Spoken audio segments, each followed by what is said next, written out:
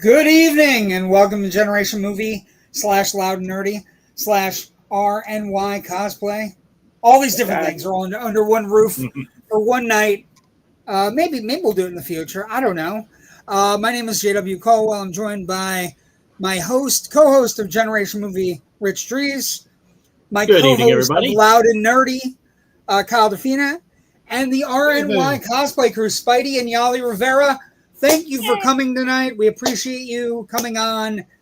And I don't know if we're streaming everywhere we're supposed to be streaming because I have a thing. We'll work on it. We'll see if it works. But welcome to a spoiler. We're going to try to do a spoiler-free review as best we can. We're going to talk about big themes, acting, directing, concept, and try to not ruin any surprises for this movie right here. I think people might be talking about it, or this one. And Superman, James Gunn's Superman opens tomorrow throughout the country and the world. The five of us that are on this broadcast, however, were very lucky enough to get to the Amazon screening in IMAX or various big picture ways of seeing it, and we saw it on Tuesday night. And who wants to start? Go. Somebody go. All right, so Go ahead, Rich. Rich, you start. Okay, guys, this is not a good movie. It's a liar. great movie. I love it, and I love seeing JW just shake his head in anger at me. Fucking liar. I really had a wonderful time with this. It touches on a lot of cornerstones that I have from reading Superman comics since like 1980 or so. It touches on a lot of like the sillier stuff, but embraces them and treats them respectfully, I guess we could almost say, without it ever becoming campy. There's a reverence. We throw out There's a reverence. Yes. But underneath it all, though, there's still some very, some interesting and strong themes. And that's just, it's standing on its own as a movie. I think it works really well. And it also really works pretty well as after we've had a little bit of an overture in Peacemaker and Creature Commandos and the Suicide Squad. This is like the curtain raiser. This is the big, first act of James Gunn's DCU. And yes, I'm using all sorts of musical theater terms. Sorry. And it's very nerdy. It's very loud and very nerdy. Well, and I think what he has done is, I think it's an incredibly well-needed and well-executed overhaul of the entire franchise.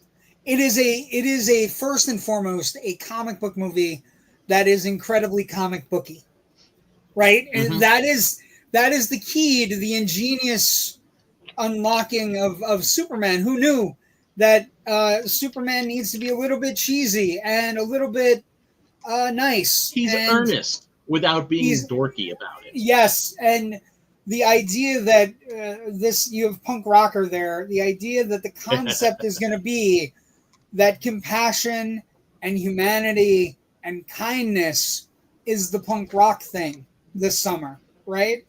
That's the key to this entire movie.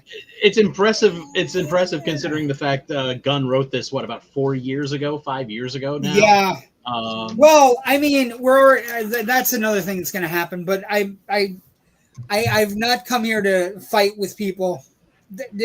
If you don't know that Superman was dorky and you don't know that Superman was nice before, when he had a radio show in 1956 fighting the KKK, I can't help you, right? I can't lead you to water. What I will say is where Gunn succeeds is at creating this ingenious thing where you're dropped in the middle of it. You're dropped right in the middle of it.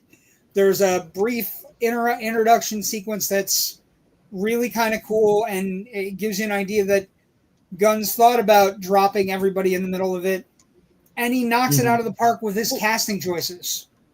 Because Corenswet is Superman. Oh my God, yeah. Brosnahan is Lois Lane.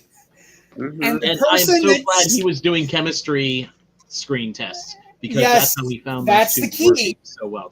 And then the other thing is, I feel bad for Nicholas Hoult, but also Nicholas Hoult lucked the hell out. So guess what? We lucked out because Nicholas Hoult went in, had a good reading, but he wasn't reading with Brosnahan, is from what I understand, right? Mm-hmm. And so Brosnahan and Corenswet were paired up. They became Superman and Lois. Hoult got to read with somebody else. And after the audition, Gunn went to him and said, "Hey, I still want you in the movie." And Holt's like, "Well, who would I play then?"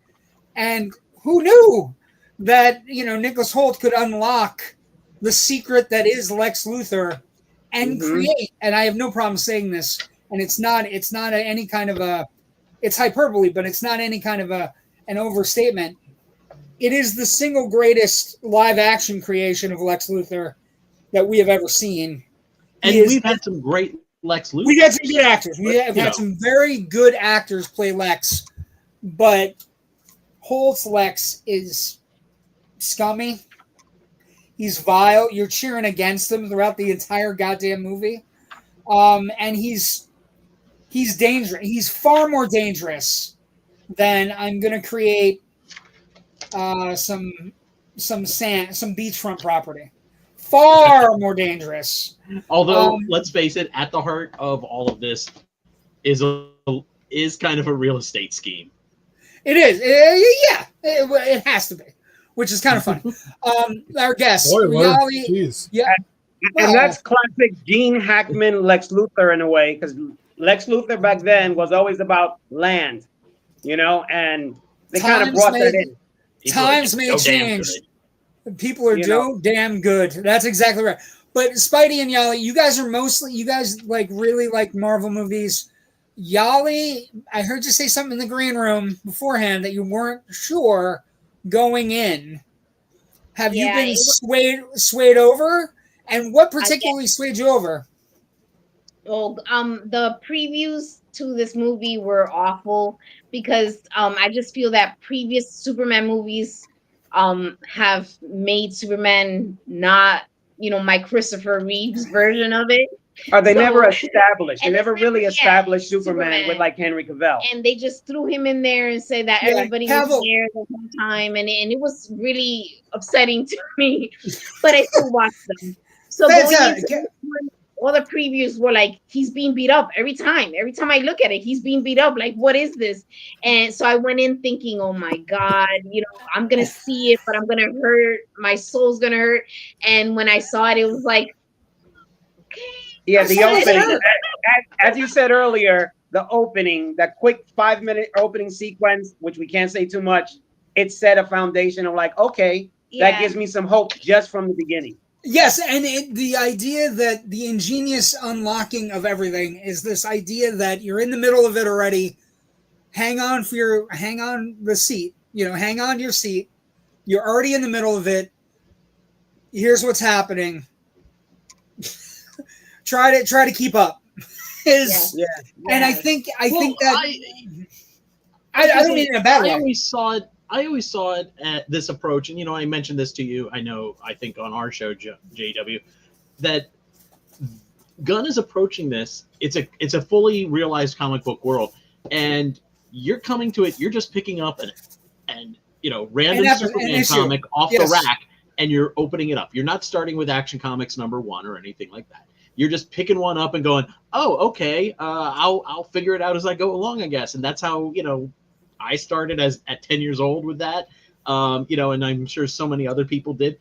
And I think there's enough little, bits of exposition dropped here and there that lets Guy Gardner's an interstellar cop with a magic ring, basically, or this is this person, that's that person, And if you're not a comic book person and you don't understand Guy Gardner, I know that's going to confuse people because people are going to think Green Lantern, Hal Jordan. So this is going to confuse people. So if you don't know that character, Spidey, I don't know if anybody can confuse that character with that hair. I know, but many people know the character. I think you're right. Hal Jordan or Jon Stewart are the two that we've grown up with that we are going to get in the Lanterns TV show that's coming from James Gunn's now all of a sudden fully formed DC universe that's all of a sudden exciting and just all kinds of stuff. I think the other thing, Kyle, you haven't spoken at all. Are you working on Instagram? Is that why you're not speaking? I'm trying to work on this Instagram problem. It's okay. not going well. I don't want you to miss out on talking. You said you called it a triple when I talked to you last night. Are you still of the mindset it's just a triple? It's just a triple. It's a very good DC movie. It's the best one in years. I do feel when the graphics come up, you get that nostalgia of that soft serve ice cream cone from the truck. That just reminds you of the childhood, and then the music hits and it pulls on the heartstrings, and you remember the Christopher Reeves. And I mean, there's a lot of good things about it. And next week I'll get into some of the not so good things for me, but it's a very solid movie. We can hit that later on down the road. No. I think the main cog though is that it is a complete reboot of the universe. It is also they found their Superman, they found their Lois, they found their Lex. Fillion as Gardner is great. Isabella Merced as Hawkwoman is fantastic.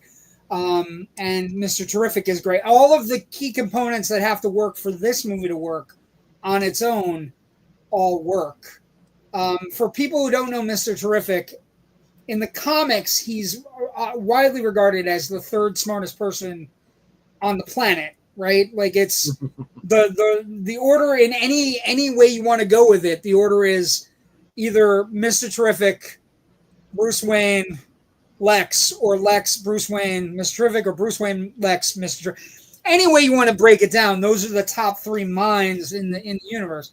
I think the interesting thing is that Gunn has unlocked a universe that is very comic booky, and I don't know how the normies are going to react to it, but I would say that Brosnahan and Corenswet and the acting is so good that people will come out of it going, I want to see that kid as Superman again. And that's, I think that's the best. I want to see the banter back and forth between Lois and Superman again, because the interview scene is phenomenal. The interview scene is crackling. The sequence, anytime they're together, is crackling. It's a very good chemistry, and I think Yollie, you were saying you were worried, and then all of a sudden, the chemistry is just like it's perfect. It just blended perfect. And you can see from the audition, right? They auditioned together. They read the entire time throughout the casting process, and I feel bad for Hoult that Hoult didn't get to read with her, but I also understand now because Hoult is for me. Hoult is one of the best things about the movie. There is a sinister edge to Lex that we have not had on screen since, I don't know, Batman the Animated Adventure or Superman the Animated Adventures. You know what I mean? Like he's that kind of villain, and he's building robots. He's doing all kinds of stuff in that show, right? The animated show. And this Lex is, he's horribly, horribly conflicted and just broken as a human being in every conceivable way. And I think people... I know Lex has a number of different origins depending on the writer and what they want to do with the character at any certain point. One of the things they do kind of return to every now and then, though, is the idea that Lex's father was monumentally physically abusive to him. And I have to think that Gunn was thinking about that iteration of the character for what he gave Nicholas Hoult to play, especially in the big finale scene.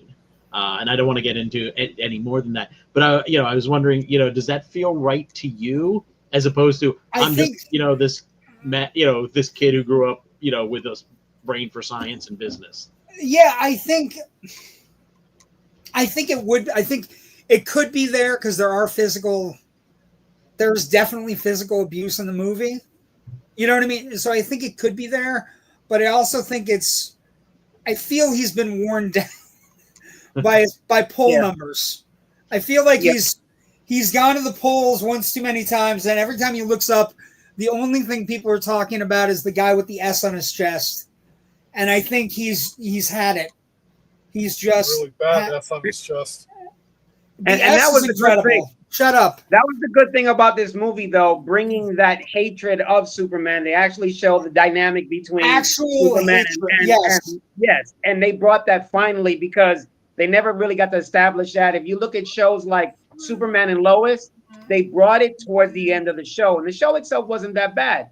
But that Lex was more of a darker, and they showed his past of abuse. So now it looks like they may go there in movie. And this Lex you can clearly see eventually donning a purple jacket with an X cross and maybe pants and setting up the Injustice League, or something like you could see him in the middle of a swamp with a bunch of other people complaining about superheroes. Clearly, but that's the other thing. That's the revelation. Do you think MAGA going crazy?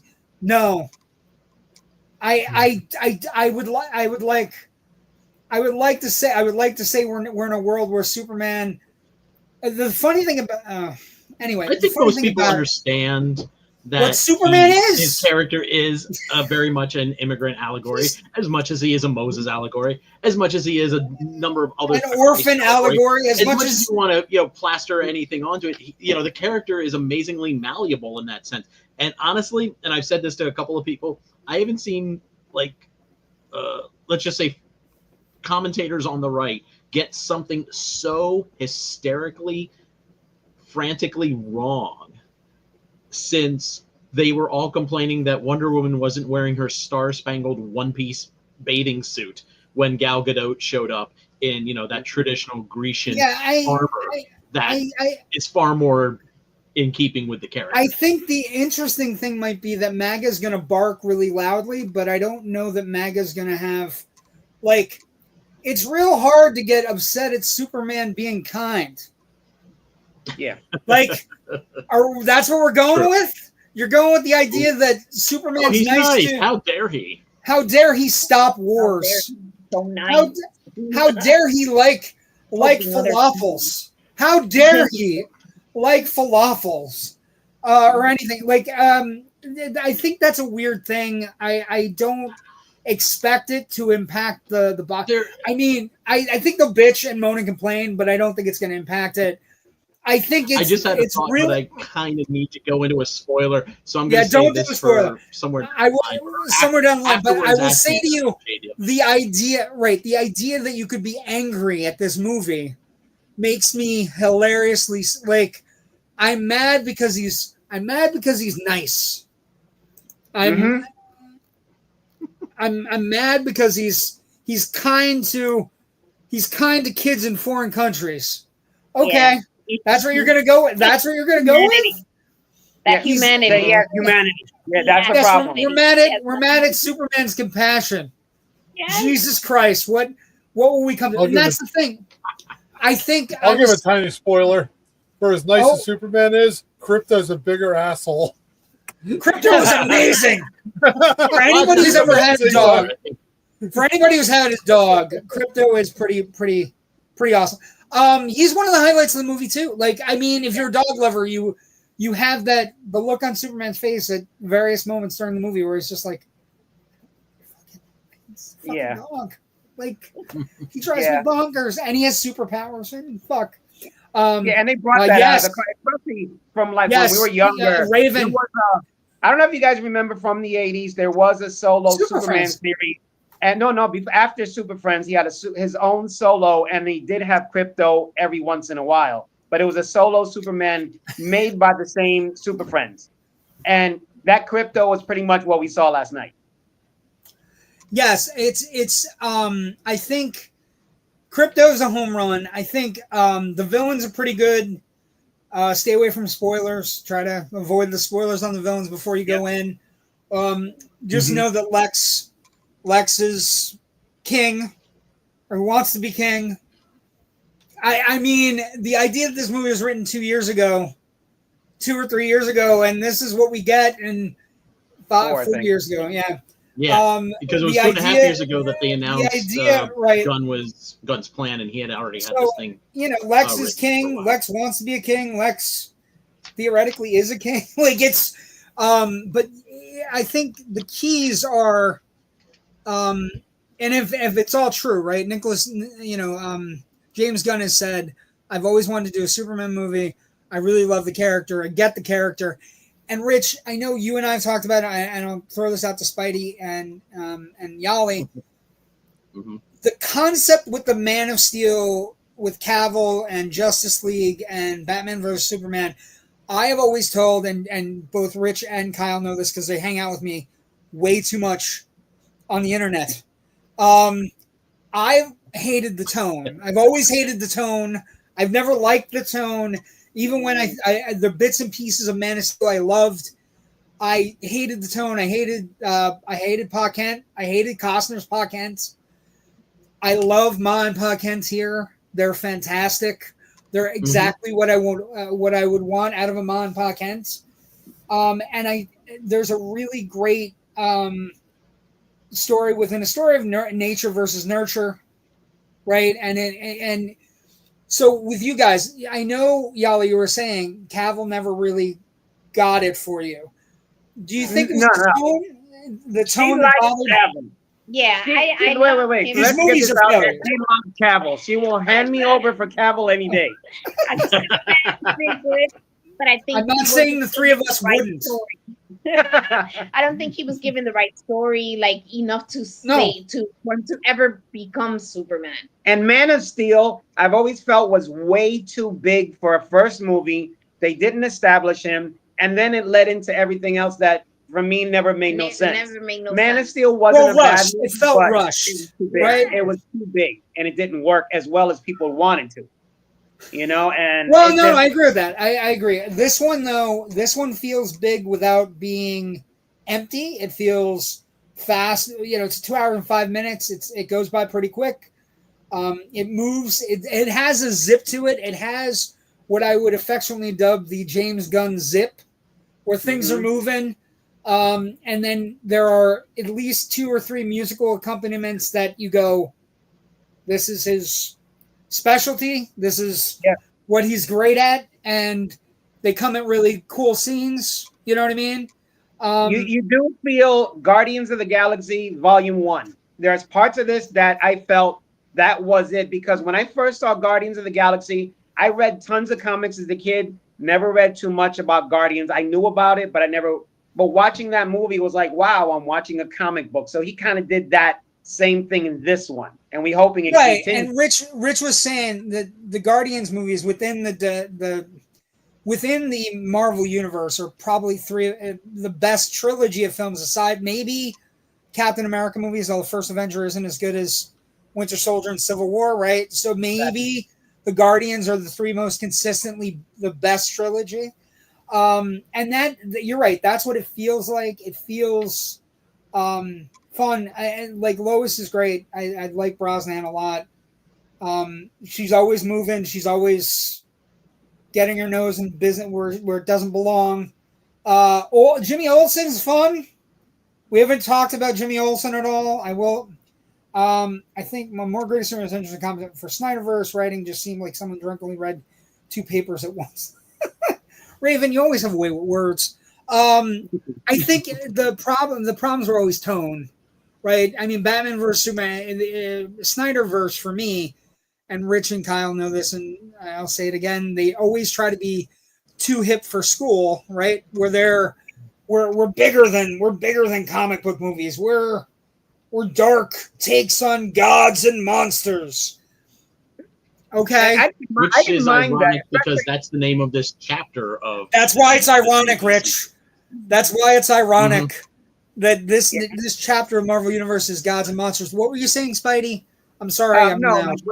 With the Zack Snyder movies, I understand. Like he had 300. He had, especially Watchmen. So I get where he was going, and he tried to create a DC Universe Watchmen style, and it was not going to come across. And Watchmen was almost page by page, like the comics, but then he went somewhere different, and people were like, "Oh, don't do a movie too comic booky, but then make it comic booky." So which one is it? Well, so I think Gunn might have looked at that as the antidote, right? The antidote to too serious is I'm going to create a comic book that jumps off the screen, right? The idea that I'm going to invest in kaiju monsters, and which we've already seen, so I don't have to talk about that. I'm gonna invest in superheroes from outer space that we already know.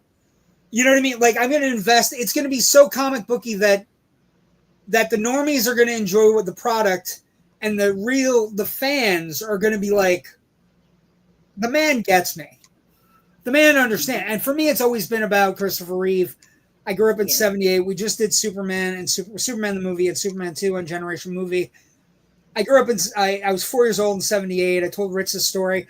I walked that fucking movie out of my dad's theater the night it left, crying, carrying it to the truck. So I've been a Christopher Reeve Superman fan from the get-go. And this is as close to Reeve, what I think Reeve would approve as a Superman. Like, I agree on that. He's got this charm and charisma that's kind of folksy, but also kind of like he's also overthinking things. You know what I mean? Like, and there are hilarious things where I think we can. The further, part of the allure of this movie is cannot wait for the next DCU Gunn movie. Right? That's the whatever they come up with. I think the actual kid's getting people are actually passionate about these comic books who write these movies. Yes, Gunn can be seen as sometimes too childish, and that's a possibility. That his DC universe could become too comic booky. It already is. The fact is, he loves the genre, and that's what we need more of. Not just a really good director, a really good producer. We need good writers who love the actual genre. I think that's a good key. I would say that he succeeds on all of those fronts with this movie. I think the other thing is it's set up so that you come out going, when's the next one? It was fun. It's like, that was fun. Let's do it again. That was good. Let's do it again. Well, we got a Peacemaker in the fall.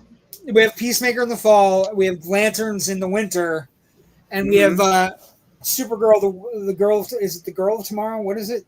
They keep changing. They said they're going back to just Supergirl for last I saw. That is right. That is right. You're right. That's super smart. Just guess what? Yeah. We don't even need to confuse anybody. But we're not going to give anything about. There are 2 cut sequences. There's one at the end credits. There's one also at the very end credits. Some would say mine is trifle, but if you're having a good time, I'm going to say sit there and just kind of bask in the glow of the movie and a bunch of other people sitting there enjoying themselves. Because we haven't had a lot of DC movies where everybody's just sitting there going, hey, that was a good time. Right? I would say, without giving anything away, that these two, the mid-credit and the end credit scenes are fun, but they're like old school end credit scenes like Ferris Bueller or Airplane. They're just another moment or two with the movie and its world. They're not advancing the next thing down the line. I think that's intentional. Or anything like that. I think it's intentional. I really like that. Yes. I think it's intentional. I think he's learned at the Kevin Feige altar. And I think he's decided that he's going to go all in with not the most important characters in comics, because Spider-Man is certainly up there, but Batman, Superman, Wonder Woman are pretty high on the goddamn list, right? So I think he's invested. I think he's prepared for the challenge, and I thoroughly enjoyed this movie.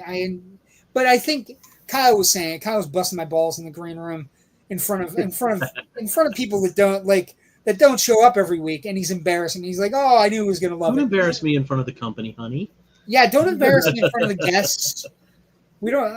So I had to do a quick comeback and do a shut up time. Between the graphics and the music, and it pulls on all the right heartstrings to bring you back to that Christopher Reeve Superman, and it makes you just remember a better time for DC. But the movie, but don't say it like that though. The movie is good without the nostalgia. I was saying to you beforehand, before Spidey and Yollie showed up. So you're now you've gone from a triple to it's not that good without the nostalgia. It's a triple. It's not. Like I told you in the green room also. What did I do? I went home and I watched Guardians. I watched James Gunn's better movie last night. I watched the Galaxy when I got home. What I would say, I was thinking about this with the John Williams score. It's very much like the idea, if it is the best score of all time, one of the best scores of all time, we can all agree on that. That John Williams' 1978 orchestra music is some of the best scoring in the history of film. Why not use it? Why not give him Kyle hates Pa Kent. Maybe. If he does, it's shut Kyle up. Kyle is pro tornado.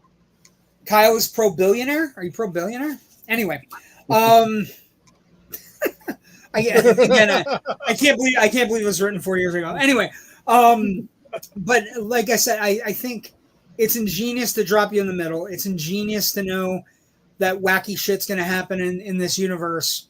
It's going to make perfect sense for a guy to be dressing up as a bat and fighting a clown and maybe fighting Mr. Freeze or maybe fighting Poison Ivy, whatever we're going to do with his son and maybe a girl dressed as a bat. You know, it's going to all make perfect sense because everything's already happening in this universe. It's an ingenious way to start, right? Because you think about it, Rich, some of the best movies ever made drop you in the middle of something, right? Mm-hmm. You get dropped in the middle of it and you're like, you're playing catch up as an audience, but it requires you to pay attention.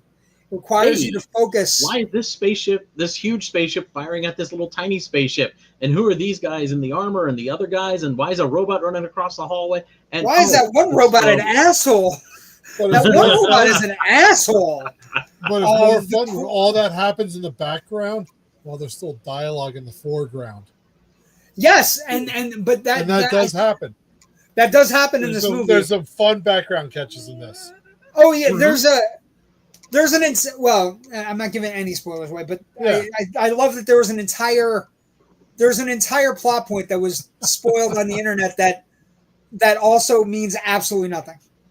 Like it got spoiled on the internet, and it turns out it's complete. It's something that I think he released it strategically. The picture of him taking his boots off, and I think it's one of the greatest. I don't know. I'm impressed with Gunn. I think Gunn's got his shit together. My favorite little nod to comic fandom, I think, comes when you see Lois Lane's license plate. Oh, did we catch Delaware. That? Oh, for years and years and years, everybody has been like, "Where is Metropolis? Where is Gotham?" And then ultimately, it kind of came down to not canon. But everybody just kind of assumed it's probably in Delaware somewhere, and across the bay is Gotham. I always thought Metropolis was Colorado, not Colorado, Chicago area. Chicago. Because I thought it was right outside of New York hybrid. Smallville being more of outside of for Smallville definitely had Chicago in the Midwest, or had Metropolis in the Midwest, basically because they were like, oh, it's only like a 3-hour car drive from Smallville to Metropolis. Well, it's as opposed to just across the bay. As opposed to just the bay. Gotham's across the bay. Which is just in some iterations, yeah. I know, but I don't know. I'm talking about Gotham City to me, it's always seemed like Hoboken, New Jersey. I don't know. I just think it might have been the clowns, Spidey. Probably. There was a guy outside. He had like a big painted. I don't know what happened. Does that make Bloodhaven Jersey City? Oh my God, Bloodhaven. But here's the thing. The interesting thing here is, I think Gunn, for a couple of reasons, the reason this movie succeeds, Gunn is invested. Gunn knows how to write the character. He's been a bit of a tough sell, but not this time, right? This Superman is earnest and cool. He thinks he's a punk rocker, even though he's Smallville. You know what I mean? Like, he's super cool. Really just radio. He's charming. Rock. He's not underground punk rock. Yeah, he's radio punk rock, which is fine. I don't know, and man. that's okay. That's okay. Radio Gaga. But I also think the idea I think the idea that we want to see more of James Gunn's world, right? That, like, you know, the Fortress of Solitude has the giant key kind of thing, right? It you know, it has whatever. We have robots. They're a load of fun. Like, they are hilariously fun to deal with. And Alan Tudyk has got his third voice in the DCU already. Yeah. And so I just think there's nothing but the sky's the limit for this franchise under Gunn. And I think that's the most important thing, is that there is a palpable excitement that I don't know we've had since comic book movie wise. I don't think we've had since, and it's certainly not as big, but like the Infinity War Endgame time frame, right? Where everybody was kind of like, they were going to Marvel movies. You watch the end credits. The next end credits gave you something big. You came out of it going, oh my God, I can't wait for that fucking movie. And that's where we're at with this, right? We're at the point where we're watching it going, the GUNN-VERSE has begun, and Gunn can be trusted. You know, he hasn't made a bad comic book movie yet. I'm knocking on several pieces of wood. Why did you go there? Why would you go there? Why? Because I can. It's okay. No, we're already past Superman. Everything's fine. No. Superman was the hard one. Superman was the hard one. You don't mention the shutout until you have the shutout. He has the shutout. This movie doesn't have the shutout yet. This movie's going to do bonkers. This movie's going to do bonkers. I'm assuming this is some kind of sports ball reference here. Yes. Yes, it is sports ball. He's in the first period of DC. He's only in the first period of the DC universe with this. That is true. He still needs to come out for the second period. I can't believe you're going full hockey. Like, that's insane. Of all the sports you could mention, hockey? You're going hockey? You know me. I don't follow any other sport. You know me. I do know you, but I would like, so I don't know. I think he's at least at halftime. Anyway, but there's no halftime in hockey. You would recommend? I know there's no crying in baseball. Oh, exactly. Wow. Okay. Oh, Jesus! What is happening? We've lost track. We've come unglued. Spidey and Yollie. We need Christopher Reeve to get this thing back up on the rails. Yeah. Oh. Wow. We gotta. That was bad. We gotta start talking like this. We gotta start talking like Lex does to his cronies. Hilarious. Just great. Like he's calling bingo numbers. Trust me on this one. Also, I think we would be remiss to say I think it's going to do well. I think it's got the right actor. They picked the right actor for Superman. That's what I really needed. The tone is right. He's goofy and cheery and happy and nice, and he calls people out when they're not being nice, which is what Christopher Reeve's Superman would do. So yes, give me all of it. See, one thing you haven't mentioned is one thing in the comic books. What did they always call Superman in the comics? The big blue Boy Scout. And that's honestly what he is in this movie. He legit is. This is the first time I can say that. And even if they make it corny or weird or campy or anything, he's earnest and it works. He's earnest and it works, and they also like it does work. It really does work, and it's not even a thing where you look at it and you go, it sort of works. It really works, and Gunn knows what he's doing, and I'm happy because two of the three movies thus far in July have been decent. I think this is better than Rebirth. Superman is way better than Rebirth for me. I like Rebirth, but it's not as good as this. And I think what we have is we have a Superman, we have a Lois, we have a Lex, and we have a universe that can be played with and tinkered with, and it's very reminiscent, like you were saying, Spidey. It's very reminiscent of the Super Friends cartoon. And tell me, people are they're going to lose their minds, but it very reminiscent of the Super Friends, very reminiscent of the Justice League, all those things where you watch them and you were like, I can't wait to get my action figures out and play. It's very much Gunn playing with action figures. Mm-hmm. And it's the also Justice Gang. the Justice Gang. We're not calling it that. We're not calling it that. Nobody voted for that. Nobody voted for that, Kyle. Nobody voted for that. No one likes you, JW. Shut up, Kyle. Well, first of all, that the Hall of Justice is an actual old Art Deco train station in Cincinnati, Ohio. It did serve as the design inspiration for the Hall of Justice and the the Super Friends cartoon back in the 70s. It's a museum. It's a science museum now. I've been there. I was there about 4 years ago when I was in town for a wedding. It's absolutely beautiful. And I was so psyched when I saw it in the movie. I was like, hey, I already got pictures of me in front of it. That's a brief spoiler. We don't want to give too many away. But anyway, I can't recommend it enough. Especially if you're a Superman fan, who's felt like the DC movies were a bit of a like a sludge. That you would like walk through. You'd try for brief moments. Like the Cavill movies have moments where you're like, oh, that's cool, or Superman's doing cool Superman stuff.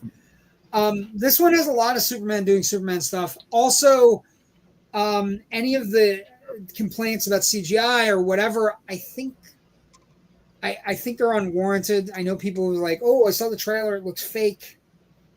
It doesn't when you're watching it on a big screen. Always look like crap. Yeah, trailers don't always look good. If I can kind of jump in here, though, I do have one complaint.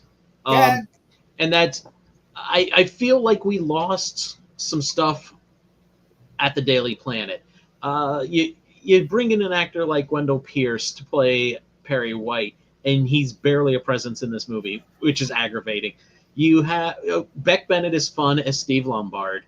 You have Cat Grant in there. You have an actor playing Ron Troop, another reporter at the Planet, who's important enough that they drag him along and put him into Mr. Terrific's flying pod at the end of the movie. But he barely has any kind of presence in the other scenes. So I really have to think that they had to have some extra stuff in there that just got trimmed out for time, which is unfortunate because I think that balance of Clark's work friends versus Superman's work friends, I think there could have been more interesting parallels there, and we just conversation last night. Right after the movie, we had this conversation. Yep, we were talking about the same thing. The side characters didn't get try not to spoil it, but let's just it could have been a little bit better there. But that's the next episode. Yes, that's issue 136. Yes. You know what I mean? Like I also think like the Daily Planet stuff, they do a couple scenes in the Planet that they try to establish the three players, right? They try to establish Jimmy, Lois, and Clark. And, Beck Bennett gets his chance. Perry's very underused, right? That's very true. And I think that maybe, I think you're probably right. It's probably lost. Alan Tiddick is me. Okay. I will say, Mr. Terrific, for a lot of people I've talked to who was at the screening last night, Mr. Terrific really did steal the show. He did. I'm hoping this kind of catches on with the general fans, because I have Spectre number 57, which is his first appearance, and it's already on eBay. That issue is already going for about $100 on eBay. And if it goes up a little higher, I might be convinced to. I was going to say, Spidey, is there anyone more eminently cosplayable than Mr. Terrific right now? Like from a cosplay. From a cosplay, Hawk Girl. A lot of people are saying they loved her because like her character. They made her a little bit different. Yeah, she's a little bit. Well, this is the third time now. This is the third time for Hawk Girl. Yeah, I was gonna say, this is the third time in like 6 years we've gotten a different person playing Hawkgirl. I like and they've all, I think, have been like good. Her. Yeah, they. You know, the Legends of Tomorrow's CW version, the Black Adam version. Black Adam, and now, you had Hawkman, like Hawkman and Black Adam. Hawkman, that was huge, but it was good. I loved it. But again, that's where everything went that way. Well, he tried. Spidey, there's all kinds of background stuff. He tried to take over the DCU. Spidey. Yeah. He got. I know that's a whole different. That's a whole different show. That's a whole different his DCU. agent were writing checks they couldn't cash. You smell what the DCU is cooking. I can now. We have a Superman, folks, and this movie, it soars. It opens the DCU in proper fashion. It's got a bad logo. So I was going to ask this: how did you guys feel about the S? Because I know Kyle and Yollie are having some issues with the suit. I love the S. I love the suit. I like the suit has the proper boots. He has the proper boots that I didn't notice up until last night when he was getting off the transport. He has the proper the V cut At the boots. cosplay, the boots were no good. I understand. Like nobody makes too big. Nobody makes V boots. No, but the S, I talked to Yollie about this last night, and the Kingdom Come S. If you listen carefully in the movie, there is sort of little inklings and hints of towards a Kingdom Come type situation, but we can't say that's the spoilers. But I understand the S. But are they going to go back to a classic S or a new styled full S? I think this is it. You know, I have 2 shirts that have this logo on it already. I would be upset if they go away from this S. I actually think it's a great way to establish him away from other Supermans, other continuities.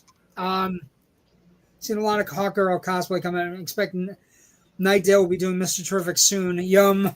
Mr. Terrific. Mr. Terrific is a cool outfit. I love it. He did well. It's a really cool outfit for like the smartest guy, one of the smartest guys in the DCU. I think you're going to get Lex cosplay too. Like Hoult's Lex has a style all his own. That's the other thing.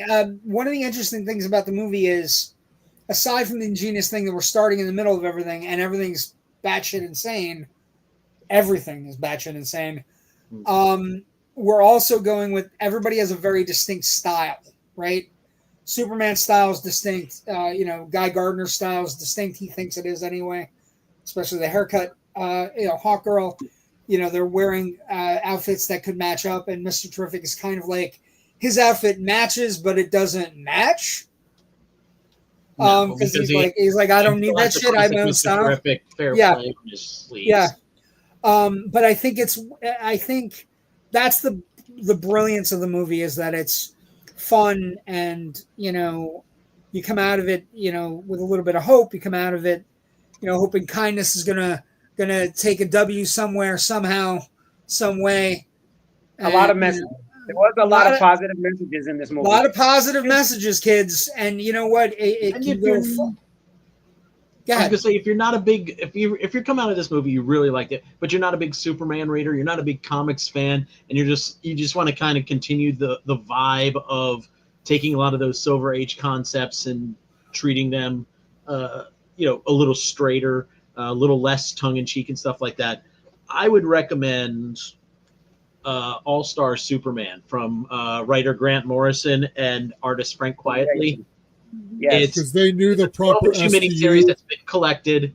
It's fantastic. Because they know the proper STU. Shut up. Yes. Shut up, Kyle. We're gonna get shirts made that say "Shut up, Kyle." And you know what I'm gonna do? We're gonna get Kyle. Shut up, Kyle shirts. And you know what S I'm gonna use for the shut up? The one that looks like no diamond mining.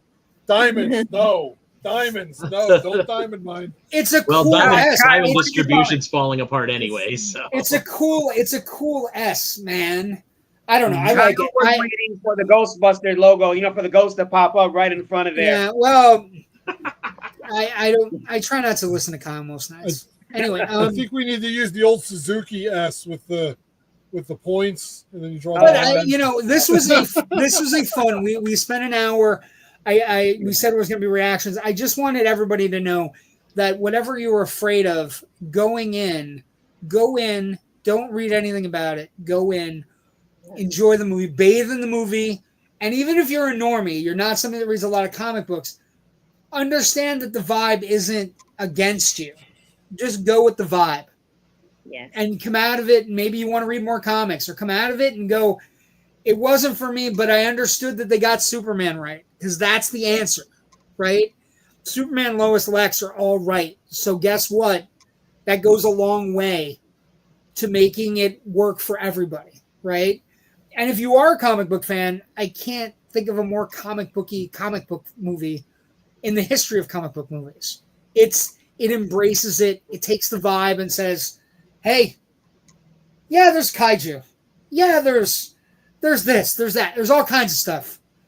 And it's all there. A lot of fun. And just, it's fun, and it gets Superman right. And thank God we're halfway to having a perfect, actually 2/3 of the way, having a perfect July. Maybe we'll have Spidey and Yollie back on for our talk about Fantastic Four. Reactions about that. Although Rich might see it first, because Rich is an actual critic. I can't.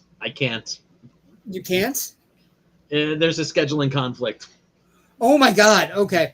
Okay. Spidey and Yollie, where can people find your stuff? Where can people find how to hang out with the RNY cosplay crew? You can check us out on Instagram, Facebook, TikTok. We're also, as many people know, we're the co-founders of Fun Times Cosplay Crew. So a lot of people know us as Fun Time Cosplay Crew, but RNY Cosplay is us.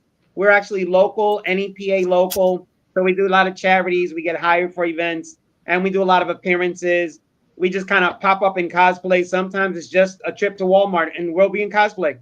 Yeah. Well, it happened last night. We went to dinner before the movie, and they went in cosplay as Superman, dressed up, and they got a job coming up as for the children. Yes, there was a lady sitting at the table. She works for with a lot of special needs adults, and she actually talked to us to see if we can make an appearance at the hospital and a different That's great. home.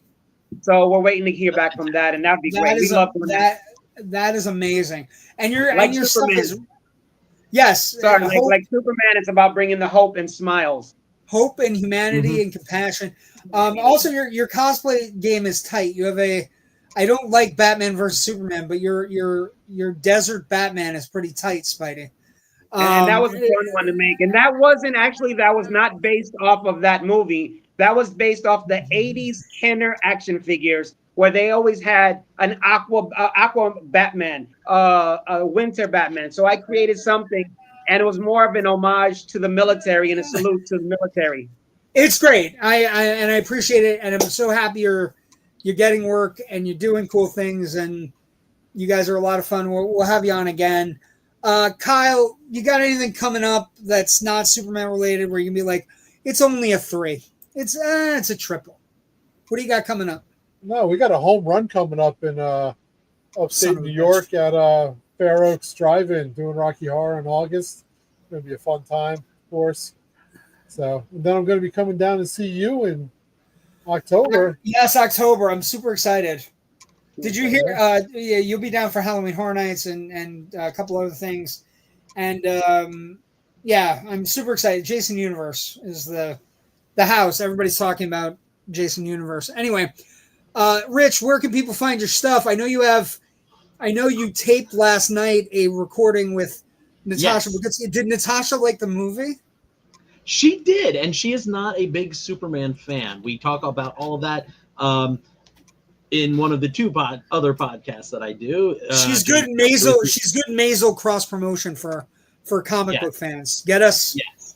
JW is, of course, referring to the Big Picture podcast that I do with my very best friend and co-host, Natasha Bogutsky. That new episode will be dropping in about an hour. I just have to go back in and export it out and then get it up onto the site. Thank God we're not competing. And you can find links to all those episodes at bigpicturepod.com or at my main site, which features all of my writing, Film Buff Online.